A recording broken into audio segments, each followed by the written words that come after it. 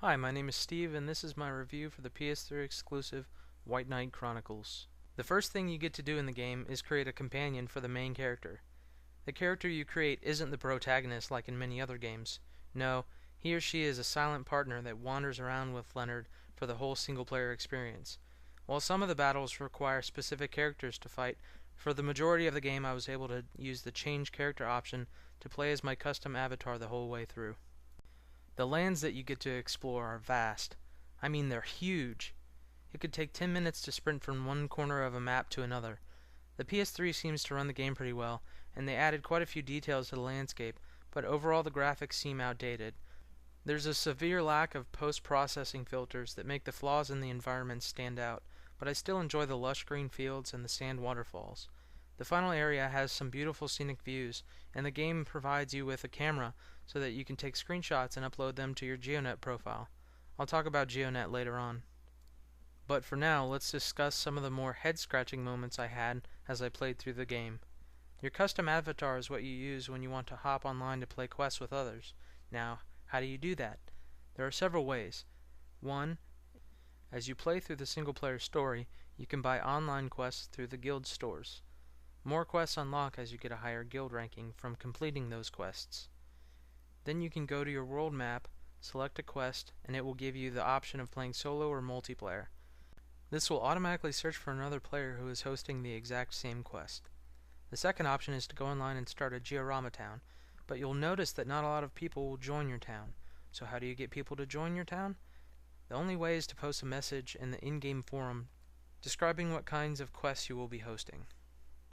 From there, people can click on your name in the forum post, and they'll be transported to your homepage, where they'll see your open room. This works pretty well, but there is an abundance of pointless spam on the forum posts, and for some reason you can only link to the topic starter, not the people who leave comments. So it can be pretty frustrating when you're trying to look for something specific. The third option is to add a bunch of people that are close to your same GR level, and then you can join them from the friends list.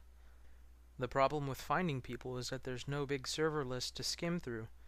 You have to hope that someone else is playing the same quest you are, and when you get higher up you'll need 3 or 4 other people playing the exact same quest.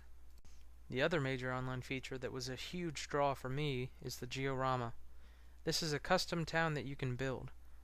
How do you get objects, houses, and scenery for your town? Well, you make them, of course, from materials that you painstakingly gather from the landscape or from random parts that drop off enemies.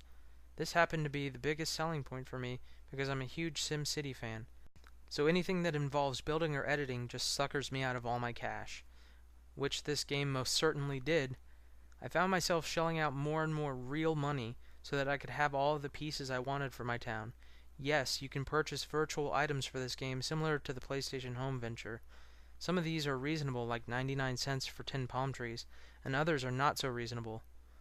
The biggest problem with purchasing these items is that there's almost no room to place anything on your property when you're just starting out. In fact, some of the platforms are larger than the space you have to start with. I had the urge to keep playing and grinding just so that I could get more room to place the items that I paid for. It was crazy. It took an unreasonable amount of time before I was able to have a pretty impressive town, but I got some nice compliments from people who stopped by. But what's the point of building the town?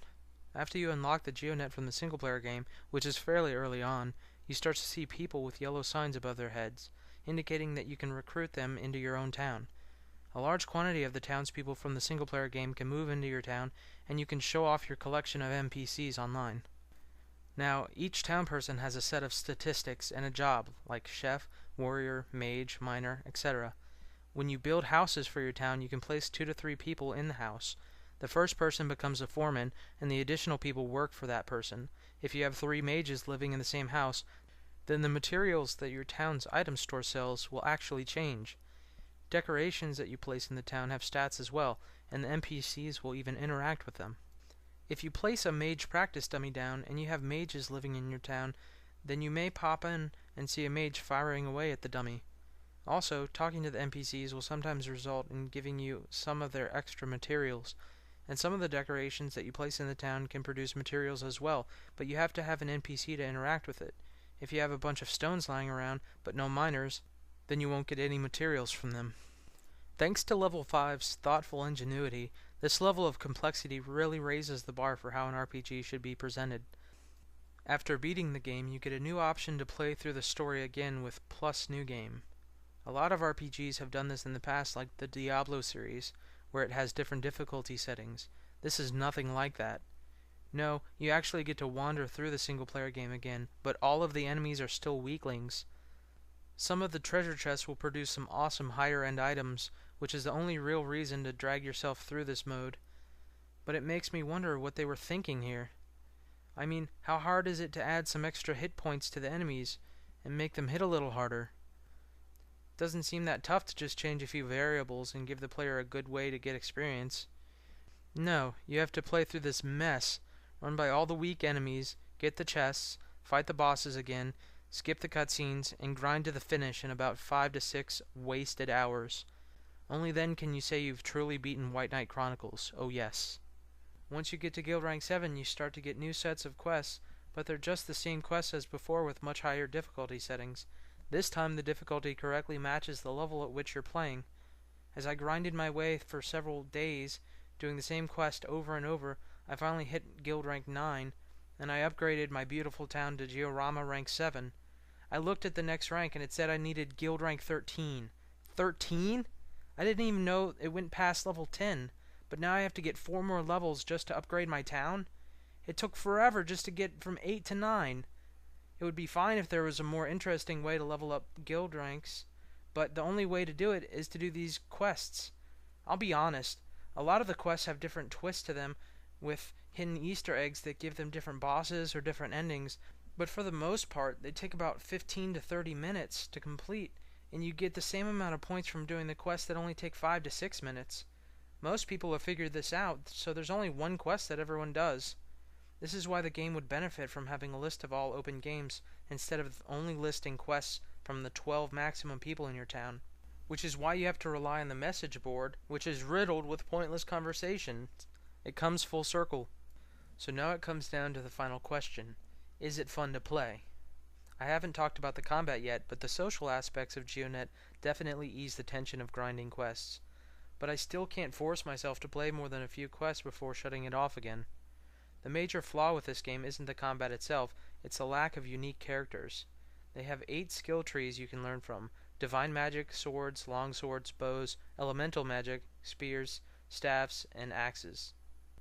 I chose a mage character and I started leveling up my avatar. I wanted to be a wind caster, so I focused on that, but I soon realized that I needed to learn all 4 elements in order to be effective. In the endgame, I put all of my skill points in staves and elemental magic, because they go hand in hand, and while I was happy with my character, I realized that if someone wanted to make a good magic character, this is the only type of character they would come up with. The game does an okay job of keeping the damage from each class balanced, but you're really choosing which type of character you want from the start, and then you have to max out the skill tree or you'll be severely underpowered. When I look back at the game, I really spent a lot of time with it, and I always have this urge to go back in and hang out in my cool town that I made. I spent a ton of hours on it, and I could spend 100 more if I was dedicated to that town. The combat is similar to that of Final Fantasy XII, and the online features round out the game as a solid experience. It's definitely worth purchasing if you're starving for a decent RPG on the PS3. With that said, I give it a 4 out of 5. Good work, level 5, but let's see some improvements on the sequel. But wait, I forgot to talk about the most important part. Some of the main characters can transform into giant knights. While this seems like a great selling point, the character itself doesn't actually improve much. It refills your health, but your character doesn't do much more damage than the non-transformed characters. Throughout the story, you find out that everyone's transforming into knights or yigas, which are basically the same thing, giant monsters that take over their body, but you're the only character that can't do that. I guess it would have taken too much time to create some awesome custom knights to transform into, but Level 5 decided to leave that out. Maybe they'll change that for the sequel.